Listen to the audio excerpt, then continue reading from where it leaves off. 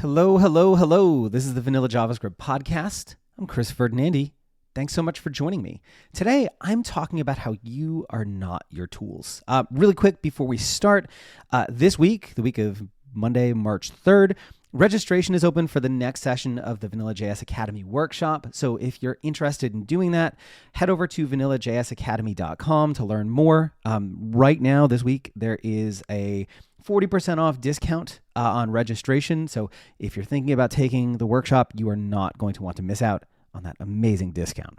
All right, let's dig in. So a few months ago, I was on the JS Party podcast chatting about the rise and fall of JavaScript libraries. And I'll make sure I link to my appearance on that down in the show notes because I had a really great chat with host Kevin Ball about the ebb and flow of tools and how the tools we use today likely won't be the tools that we're using to build the web in another 5 to 10 years.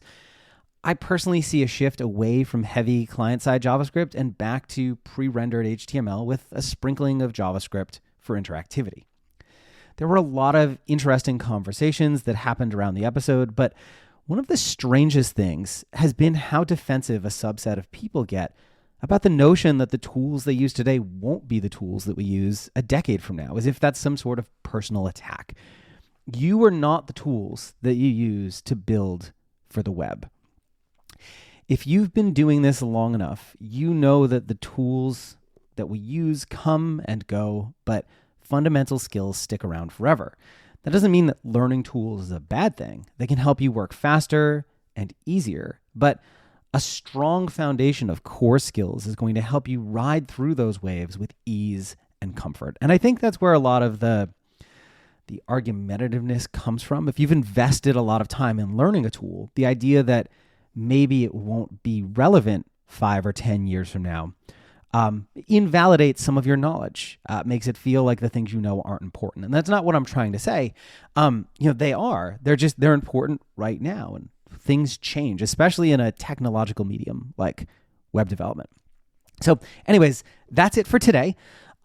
Just real quick reminder, if you wanted to register for the Vanilla.js Academy, head over to vanillajsacademy.com.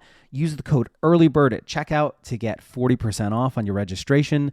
There are location-based discounts automatically applied if you live in somewhere where the cost is very unfair compared to what someone in the US might pay.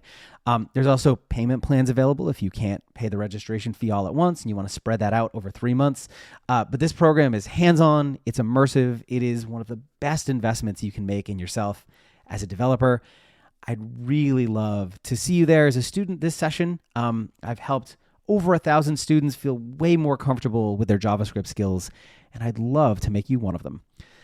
Anyways, that's it. See you next time. Thanks so much for listening, and cheers.